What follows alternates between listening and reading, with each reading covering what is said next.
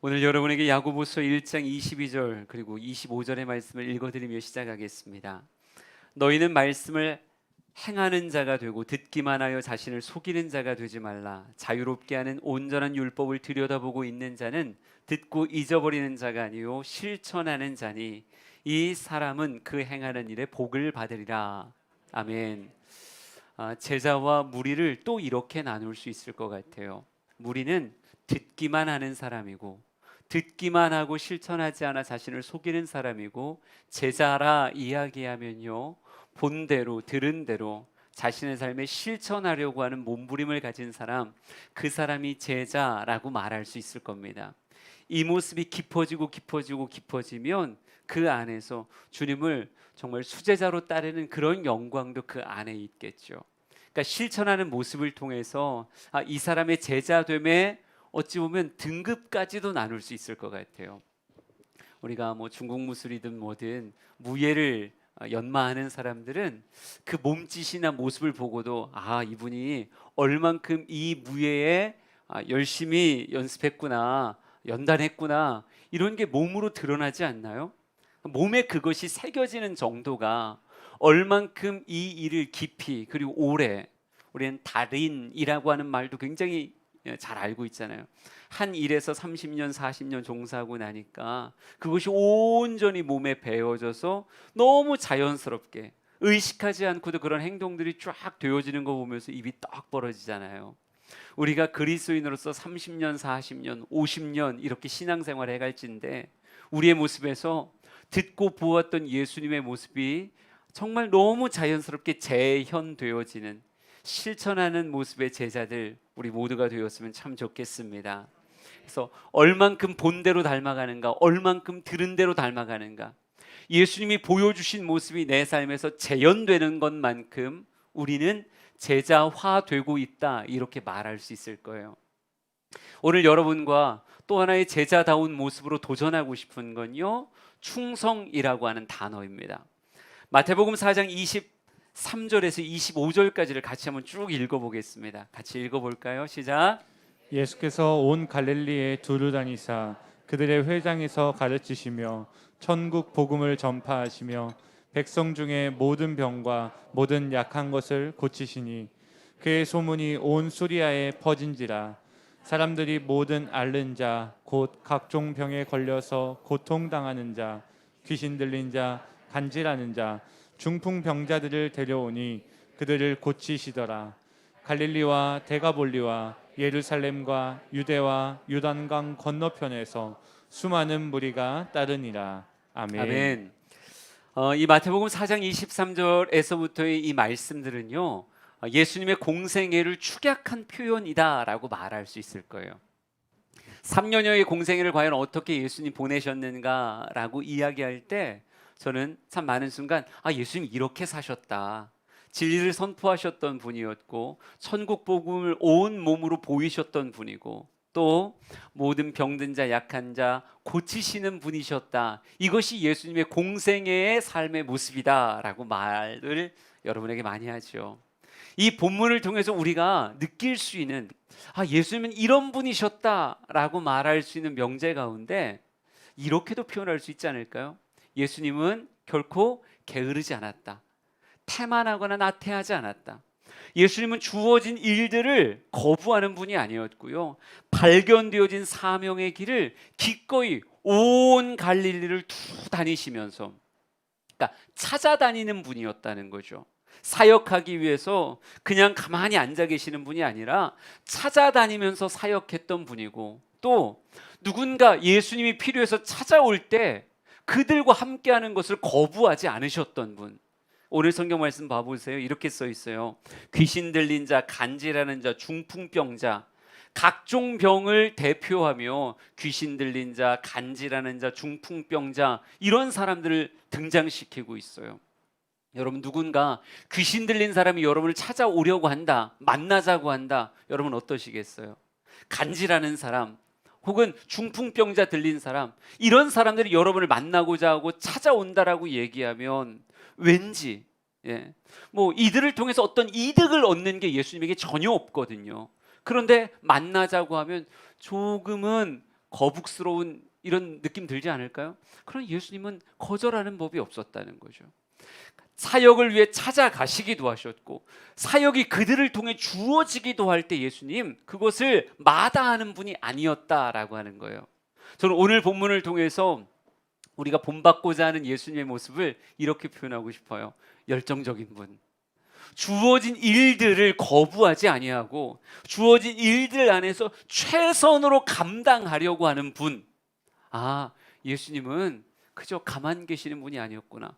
열정적인 일하는 자, 열정적인 일하는 사람이 누구셨다? 예수님이셨다. 여러분, 코로나의 시대는 우리의 일상을 멈추고요, 참 많은 사람들의 삶을 여백으로 만들어 놨어요. 일상생활을 제한해라. 이것이 코로나 시대의 선이다.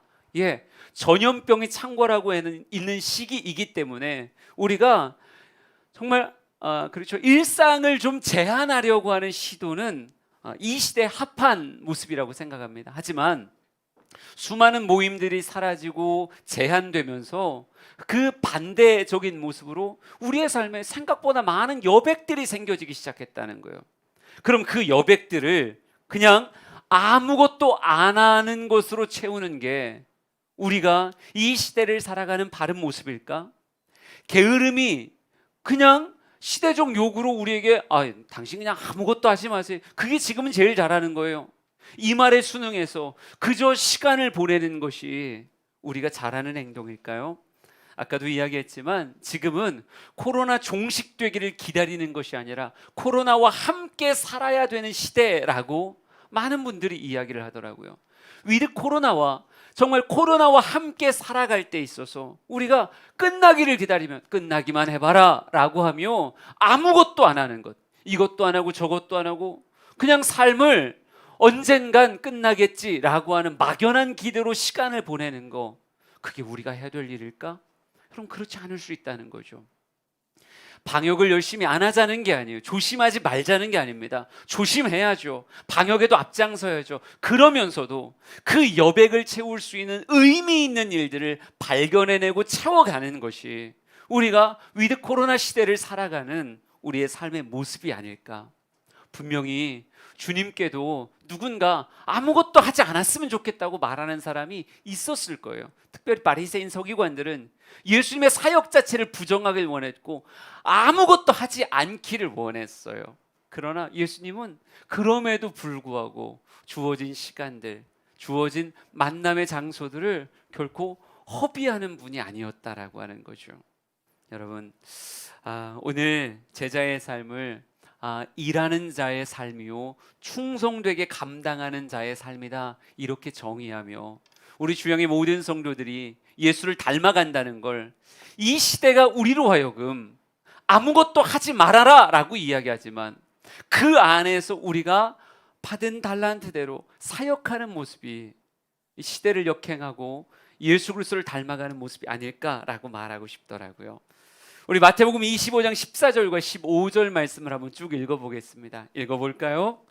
또 어떤 사람이 타국에 갈 때 그 종들을 불러 자기 소유를 맡김과 같으니 각각 그 재능대로 한 사람에게는 금 5달란트를, 한 사람에게는 2달란트를, 한 사람에게는 1달란트를 주고 떠났더니. 아멘. 제일 먼저 여러분에게 강조하고 싶은 게 뭐냐면요, 나에게 주어진 달란트가 있다, 이걸 인정하고 발견하라 라고 하는 메시지를 전하고 싶습니다.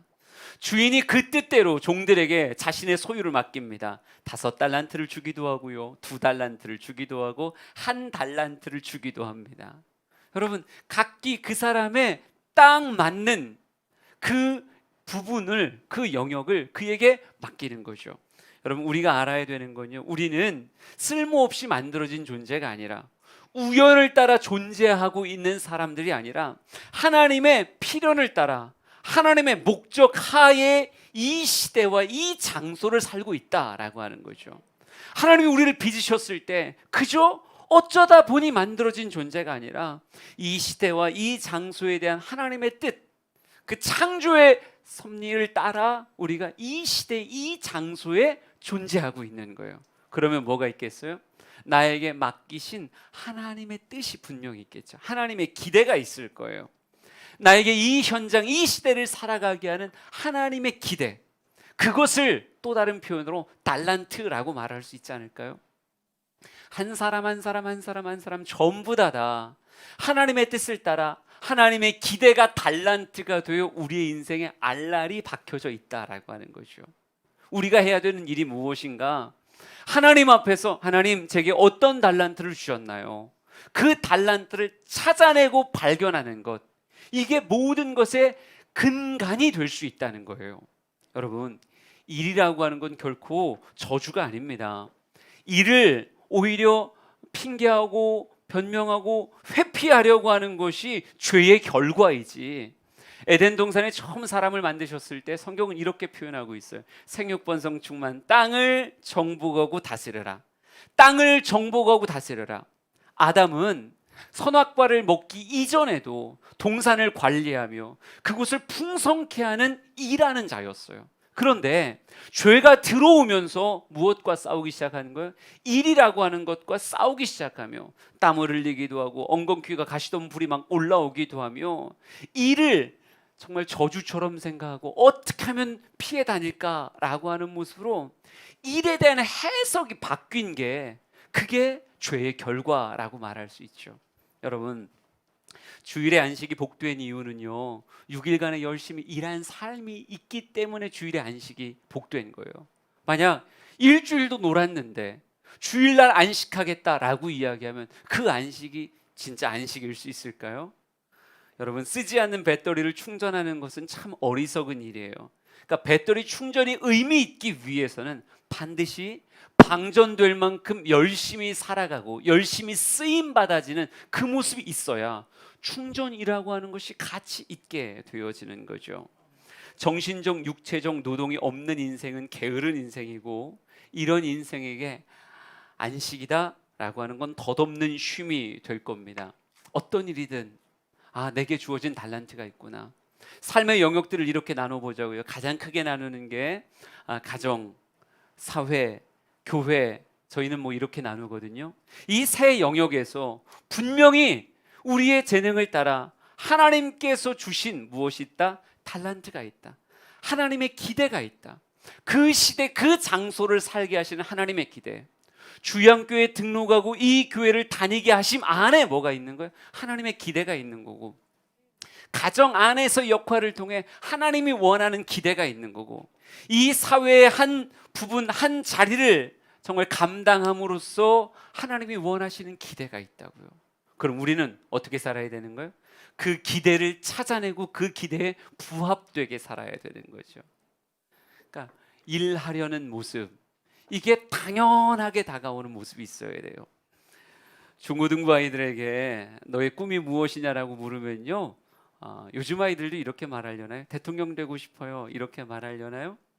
뭐 다양한 이야기들 할 거예요. 유튜브 스타가 되고 싶어요라고 말하는 아이들도 있을 거고, 제 얼굴은 연예계에 딱 맞습니다, 뭐 이런 친구들도 있을 테고, 스포츠 스타를 꿈꾸는 사람도 있을 테고, 각양의 꿈들을 이야기할 거예요. 그런데 되게 재밌는 게, 그렇게 꿈을 이야기하던, 무언가 어떤 일로 이 사회에서의 영역을 감당할까 하던 사람들이 이제 인생을 좀 알았다고 이야기할까요? 뭐 30대, 40대 넘어가기 시작하면 당신의 꿈이 무엇입니까? 이렇게 물으면 뭐라고 대답하는지 아세요? 뭐라고 대답할까요? 이렇게 말하더라고요. 건물주요. 건물주라는 말이 뭐예요? 건물의 주인이고, 그 가운데서 따박따박 나오는 뭐만 있으면, 임대료 수입만 있으면 사람들이 꿈꾸는 게 이거더라고요. 큰 건물 하나 세워놓고 임대료 딱딱딱딱 받을 수 있으면 나 이제 먹고 놀 거예요. 이게 한창 원기왕성하게 일해야 되는 30, 40대가 꿈꾸는 삶이라면 이건 뭔가 문제가 있지 않을까요? 여러분, 이 송천동 먹자골목에도요, 큰 대형 건물들이 있어요. 간판으로 꽉 채운 수많은 가게들에게 임대를 주었겠죠. 그럼 우리 머리 좋은 우리들은 순식간에 막 계산하잖아요. 야, 저 임대료가 다 얼마려나? 저 임대료 다 받으면 그냥 놀고 먹겠다. 평생 놀고 먹겠다. 막 이런 생각 막 들잖아요. 그런데 참 많은 사람들이 그런 삶이 좋은 삶이라고 생각한다니까요. 일하지 않고 먹으려고, 일하지 않고 수고하지 않고 그냥 누리는 삶이 그들이 꿈꾸는 삶이라고 생각하고 있어요. 하나님 앞에 심지어 이렇게 기도하는 거야. 하나님, 돈 많이 주셔서 저 건물주 되게 해주세요. 그래서 조물주 밑에 있는 사람 될 테니까 건물주 되게 해주세요. 그러면 저 그냥 편안하게 살고 싶어요. 근데 이게 맞냐는 거죠. 건물주를 꿈꾸는 여러분에게 데살로니가 후서 3장 말씀을 읽어드릴게요. 3장 10절에서 12절입니다. 한번 쭉 읽어보죠. 시작. 우리가 너희와 함께 있을 때에도 너희에게 명하기를 누구든지 일하기 싫어하거든 먹지도 말게 하라 하였더니 우리가 들은즉 너희 가운데 게으르게 행하여 도무지 일하지 아니하고 이를 만들기만 하는 자들이 있다 하니 이런 자들에게 우리가 명하고 주 예수 그리스도 안에서 권하기를 조용히 일하여 자기 양식을 먹으라 하노라. 아멘. 조용히 일하여 자기 양식을 먹으라. 일하기 싫어하거든 무엇도 하지 말라는 거예요? 먹지도 말라 이렇게 말하고 있어요. 일하지 않고 먹겠다라고 하는 건 틀린 이야기라고요. 물론 하나님이 여러분에게 큰 건물을 주실 수도 있겠죠. 엄청난 임대료의 수입을 주실 수도 있을 거예요. 하지만 우리는 그걸 뭐라고 생각하셔야 되는 거예요? 이게 또 하나의 5달란트다라고 생각해야죠. 그 5달란트를 가지고 정말 주와 수많은 사람들을 위해서 내가 무엇할까? 그 다음의 일들을 찾아내고 그 일을 감당해 나가는 사람이 되어야지. 야, 건물 세웠으니 이제 따박따박 돈 나올 테니 이제 연금도 나오고 뭐도 나올 테니 야, 내 인생 먹고 놀아야 되겠다. 아니요, 놀기만 하는 자는 성경은 이렇게 말하고 있어요. 먹지 말라고. 왜 일하지 않으면서 먹으려고 하냐고. 일을 한 자가 먹을 수 있는 거지 일을 하지 않는 자는 먹으면 안 된다라고 말하고 있다고요. 여러분, 우리 사랑하는 성도들이 하나님이 분명히 주신 달란트가 있음을 기억하고 나에게 허락한 일의 영역이 분명히 있구나. 교회에서도 하나님의 영광을 위해서 할 수 있는 일의 영역이 분명히 있고 가정에서도 내가 감당해야 되는 일의 영역이 있고 이 사회에서도 당연히 내가 감당해야 되는 일의 영역이 있구나. 그게 몇 달란트인지는 주인의 뜻일 테고 하여간 내게 허락하신 달란트가 있구나. 이 달란트는 무엇을 부르는 거예요? 나의 화답의 일을 부르는 거예요. 일을 부르는 달란트가 있구나라는 것을 인정하셨으면 좋겠어요. 그래서 여러분의 꿈이 놀고 먹는 게 아니었으면 좋겠습니다. 뭐 그럴 사람 없겠지만 우리 주양의 성도들 치고 나 일평생 놀고 먹는 게 꿈이에요 이렇게 말할 사람은 없겠지만 절대로 이 시대와 장소에 부르신 하나님의 앞에 서 있는 자라면 나 아무것도 안 할래요 라고 말하는 육체에 사로잡힌 인생이 없었으면 좋겠어요. 육체는 알다시피 서 있으면 앉고 싶고요, 앉으면 눕고 싶고 누우면 자고 싶은 게 육체예요. 육체에 순응하며 살아가는 건 이 땅의 삶을 살아가는 그리스도인의 모습이라고 말할 수 없습니다. 육체의 정욕을 싸워 이기는 자, 그게 그리스도인이죠. 그러게 이렇게 나아가자고요. 마태복음 25장 16절, 17절, 18절 우리 세 절의 말씀을 다시 한번 읽어볼까요? 시작. 5달란트 받은 자는 바로 와서 그것으로 장사하여 또 5달란트를 남기고 2달란트 받은 자도 그같이 하여 또 2달란트를 남겼으되 1달란트 받은 자는 가서 땅을 파고 그 주인의 돈을 감추어 두었더니. 아멘. 두 태도가 극명하게 나타나죠. 5달란트, 2달란트 받았던 사람은 이렇게 묘사하고 있어요. 바로 가서 그것으로 장사하더라. 그러니까 내게 달란트가 주어졌구나. 이 달란트가 내게 주어진 건 주인의 뜻이 있는 거다. 이건 일해야 되는 몫이다. 달란트를 받자마자 바로 즉시 일을 시작해서 그것으로 주인의 기대에 부합되어지는 갑절을 남기더라고요. 그런데 한 사람은 무엇하지 않았어요? 달란트를 받았음에도 불구하고 일하지 않더라고요. 오히려 땅을 파서 그것을 감추어 두었다, 묻었다라고 말하고 있어요. 이유가 뭘까요? 1달란트 받은 사람이 일하지 않은 이유가 뭘까요? 여러분, 1달란트라고 해서 너무 작다고 생각된다라고 얘기하면 우리가 공식적으로 달란트, 1달란트의 무게를 34kg으로 이야기합니다. 금 1달란트라고 얘기하면 34kg이에요. 요즘 금값이 금값이에요. 고공행진을 하고 있어요. 금값이 절대 작지 않습니다. 34kg의 금이다? 아, 나 집에 금 1달란트 있어. 그러면 사람들이 막 다 경악을 할 거예요. 정말 금송아지 있는 그런 모습이니까. 여러분, 그런데 일하지 않더라고요. 왜 그랬을까요? 그 안에 그의 게으름을 정당화시키는 많은 명분을 붙잡고 있기 때문에 그래요. 그 중에 하나가 이런 거겠죠. 왜 나는 1달란트냐? 아니, 저 사람은 5달란트인데, 아니, 저 사람은 2달란트인데 왜 나는 1달란트냐? 사람은요, 비교급 안에서 자신의 삶을 정말 낭비하듯 팽개치는 사람이 참 많더라고요. 주어진 1달란트에 충성해서 2달란트를 만들고 2달란트에 충성해서 5달란트를 만들어가는, 어찌 보면 시작은 미약해도 끝은 창대한 그런 인생을 꿈꾸어야 됨이 마땅함에도 불구하고 왜 난 1달란트냐라고 하는 말로 자신의 삶을 그저 팽겨치든 내팽겨치는 그런 사람이 있다라고 하는 거죠. 여러분, 인간은 비교에 참 능합니다. 그래서 비교하며 세상이 불공평하다고 말하는 거예요. 이건 참 불공평해. 근데 그 원망과 불만이 누구를 묶어요? 자신의 손과 발을 묶는다니까요. 원망하다 시간 다 가고요. 불평하다 시간 다 가요.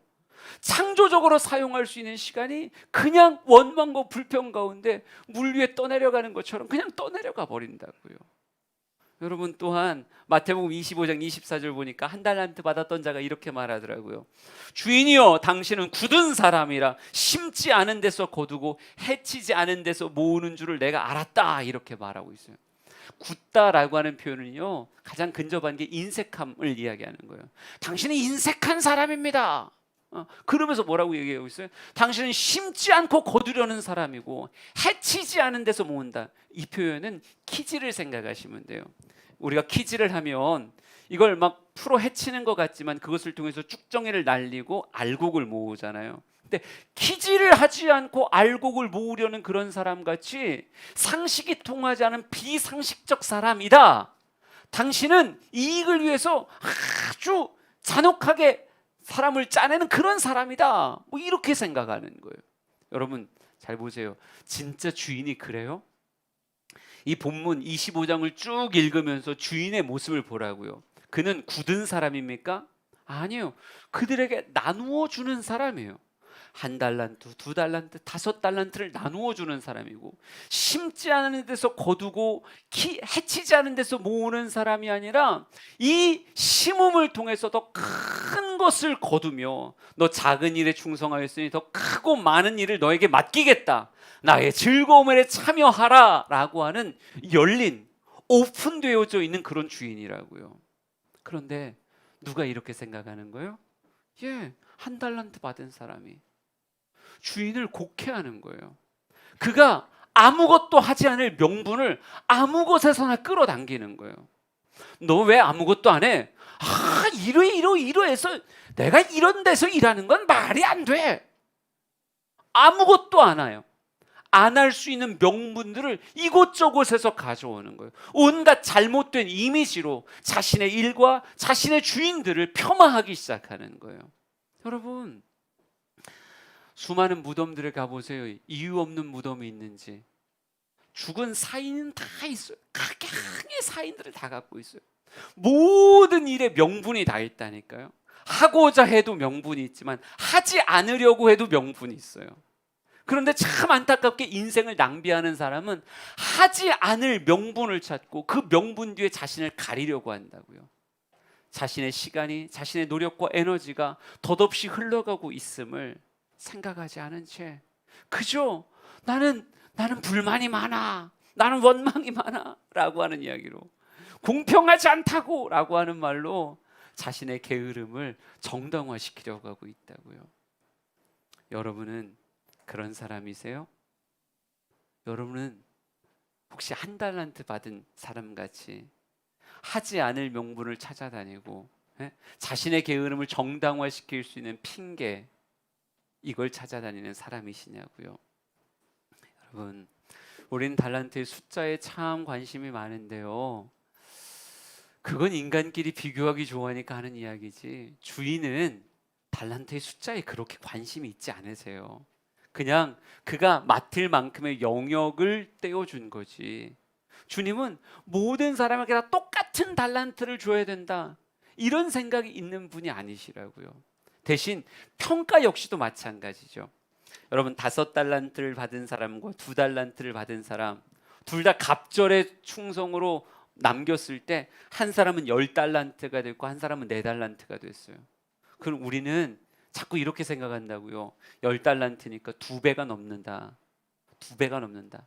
하지만 성경 잘 보면요, 2달란트 받은 자가 들었던 칭찬과 5달란트를 받았던 자의 칭찬이 똑같아요.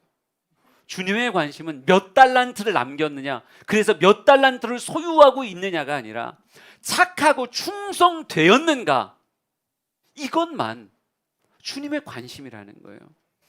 여러분은 월급으로 평가를 받겠죠? 아마 그럴 것 같아요. 근데 목사는 무엇로 평가받냐면요, 교인 숫자로 평가받아요.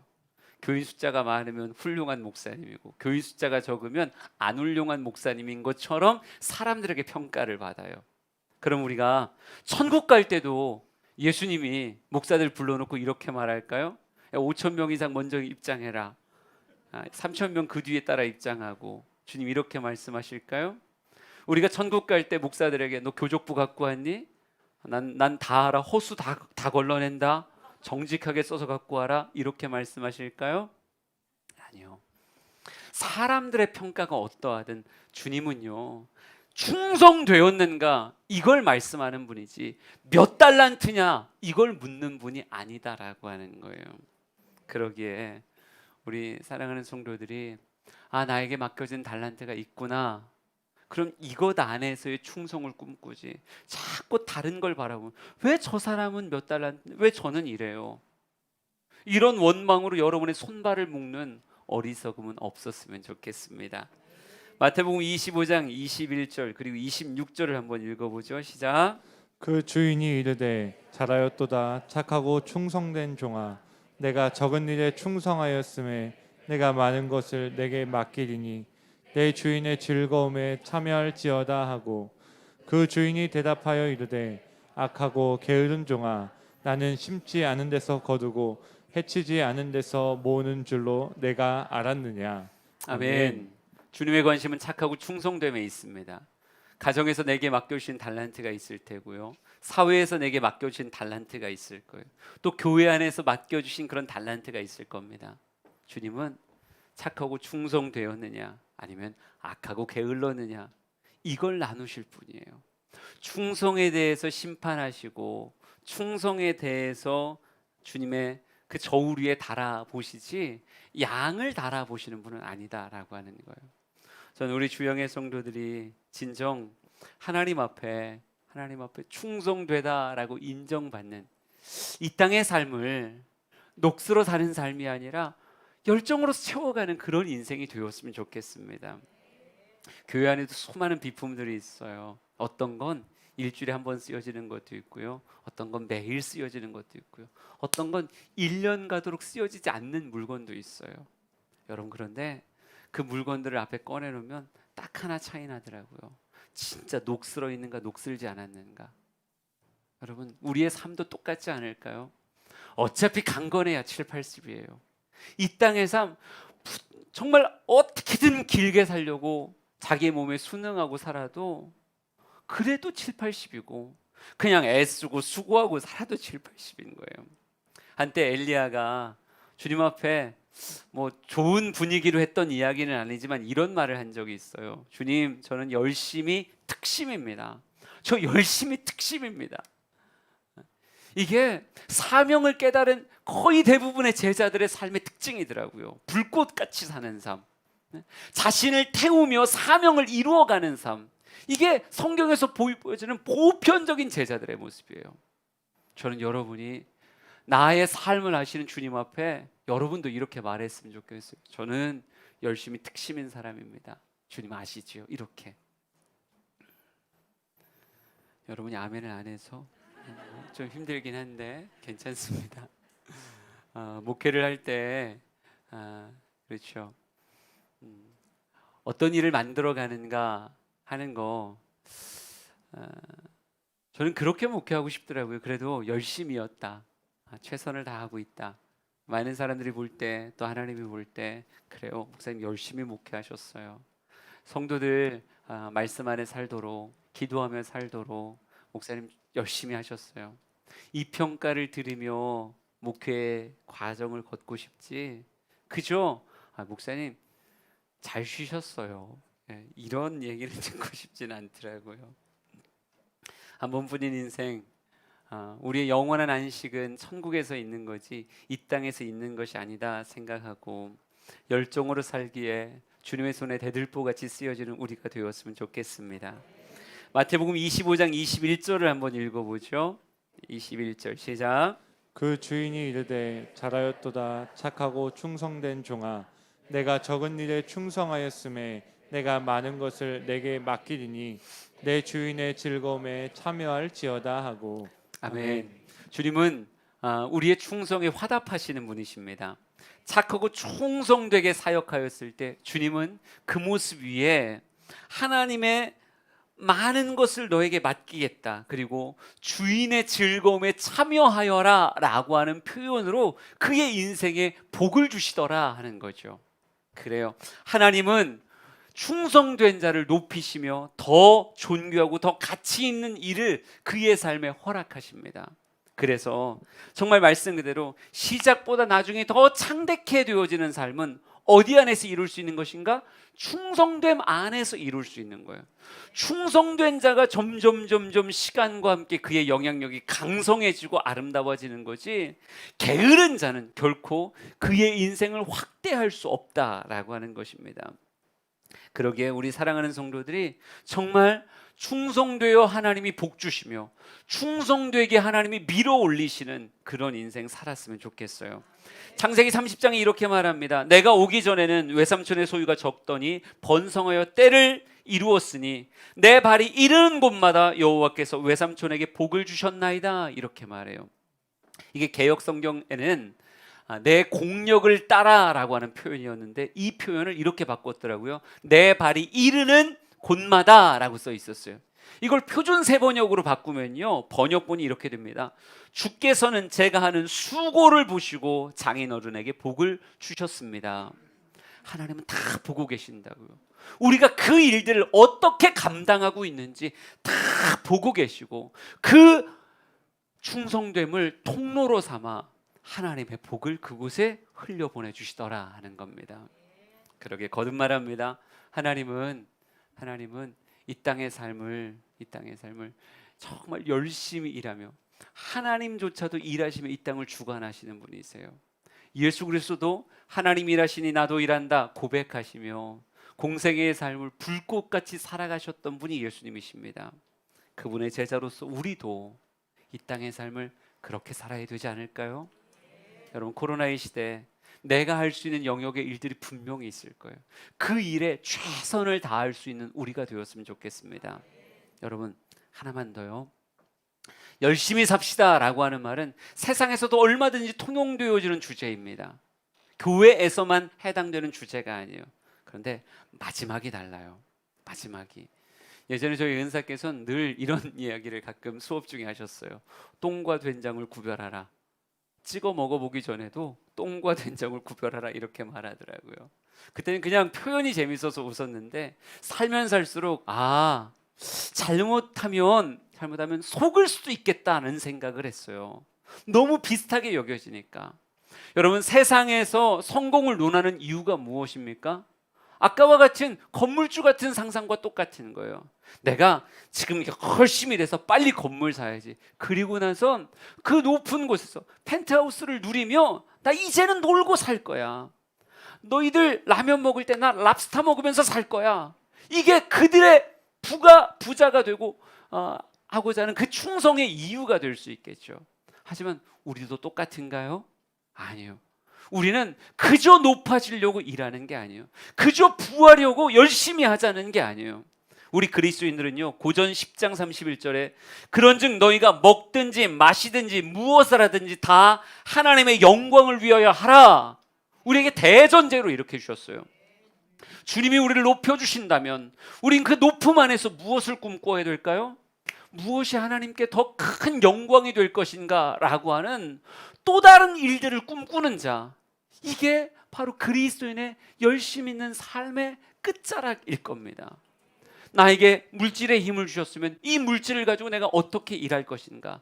나에게 높은 명예를 주셨으면 이 명예를 가지고 하나님의 영광을 위하여, 수많은 사람들의 유익을 위하여 난 무엇을 할 것인가? 여러분에게 가끔 소개했던 예화이기도 합니다. 한 설교를 듣다가 이 표현이 지나가는 이야기인데 머리에 남더라고요. 참 오랜 시간이 지났는데도 계속 가슴에 남는 그런 예화예요. 어떤 종업원 40-50명을 거느리고 있는 중소기업을 운영하는 집사님이 목사님을 찾아왔다고 이야기합니다. 목사님께 이렇게 하소연을 했다고 해요. 요즘 불경기라 너무 힘들다고.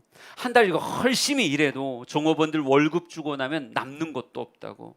이제 이 회사 운영하는 것도 참 질리고 지친다고. 이제 그만하고 싶다고. 불경기가 오랫동안 지속되니까 기업을 운영하는 게 참 힘들었나 봐요. 막 즐거운 게 아니라 뭐 열심히 일하는 것 같은데 남는 것도 없는 것 같으니까. 근데 이 이야기를 잘 듣던 목사님이 이렇게 그에게 물었다고 합니다. 집사님, 지금 운영하고 있는 회사 다 정리하면 집사님 남은 평생 골프 치면서 맛있는 거 먹으며 살 수 있는 돈은 되지요? 이렇게 물었대요. 그랬더니 집사님이 대답합니다. 아이, 그렇죠. 지금 정리하면 평생 골프 치고 맛있는 거 먹으면서 살 수 있는 그 정도 재력은 되죠. 그랬더니 목사님이 이렇게 말했대요. 집사님, 그럼 이제 이렇게 생각하세요. 돈 더 많이 모아서 부자 되겠다는 생각으로 그렇게 회사 경영하지 마시고요. 열심히 일해서 종업원들 더 많이 먹여 살려야 되겠다 생각하고 그렇게 일하세요. 집사님이 사업 그만두면 50명의 가장들도 회사 문 닫으면 같이 놀아야 된다고. 그러면 집사님께서 정말, 그러나 집사님께서 열심히 일하면 50명의 가장들이 자기 가정 잘 꾸려나갈 수 있지 않겠냐고. 그런 이렇게 생각하시라고. 난 종업원들 월급 주려고 열심히 일한다. 난 종업원들 월급 주기 위해서 열심히 일한다. 이렇게 생각하시라고. 그러면 한 명 한 명의 종업원들이 내 돈 떼어가는 도둑놈처럼 보이는 게 아니라 내가 사업을 해야 되는 이유처럼 보일 테니까. 여러분, 우리는 오병이어 사건을 통해서 이렇게 이야기하잖아요. 한 아이의 도시락이었어요. 근데 이 도시락이 주님의 손에 올라가니까 5,000명이 먹는 엄청난 양식이 됐어요. 그럼 이렇게 생각해 보자고요. 이 오병이어를 나 혼자 먹으면 나 한 사람의 양식이지만 주님의 손에 올려드리면 5,000명이 먹을 수 있구나. 이 오병이어는 한 사람의 양식이 되기도 하고 5,000명의 양식이 되기도 해요. 누가 이렇게 표현하더라고요. 5,000명분을 혼자 먹을 거냐, 아니면 내 것을 통해서 5,000명을 먹이겠느냐. 저는 우리 주양에서 수많은 아름다운 하나님의 쓰임받는 인물들이 막 나왔으면 좋겠어요. 곳곳에서 수많은 사람들을 먹여 살리고 수많은 사람들에게 바른 길에 모범이 되어지는 그런 인생들이 이곳에서 나왔으면 좋겠습니다. 여러분, 장담합니다. 그 삶 피곤한 삶이에요. 그런 삶 애쓰고 수고하는 삶입니다. 하지만 이렇게 표현할게요. 가치 있는 삶입니다. 우리 이 땅의 삶을 육체의 수능에서 녹슬며 사는 인생이 아니라, 육체의 쾌락에 젖어 사는 삶이 아니라, 이 삶 기꺼이 주 앞에 드려서 가치를 만들어가고 정말 세상의 빛과 소금으로 살아가는 우리 모두가 되어졌으면 좋겠습니다. 좀 비장한 찬양이긴 하지만요, 이 찬양이 오늘 이 설교에 가장 잘 어울린다고 생각합니다. 주님 다시 오실 때까지라고 하는 찬양인데요, 이 찬양을 기도하듯 부르셨으면 좋겠어요. 같이 찬양합시다. 주님 다시 오실 때까지 나는 이 길을 가리라. 좁은 문, 좁은 길, 나의 십자가 지고 나의 가는 이 길, 나의 가는 이 길 끝에서 나는 주님을 보리라. 영광의 주님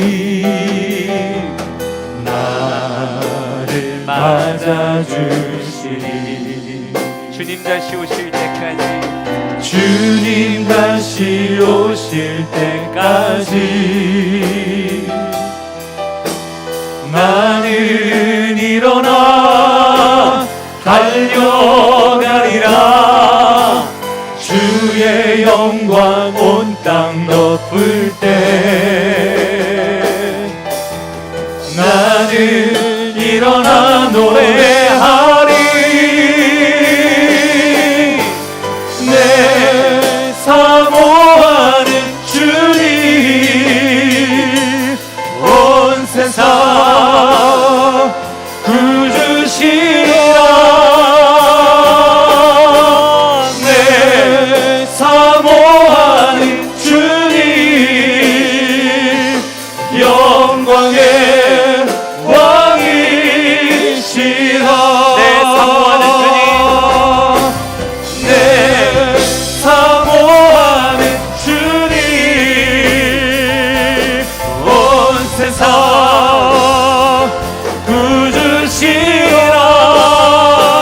구주시라 내 사모하는 주님 영광의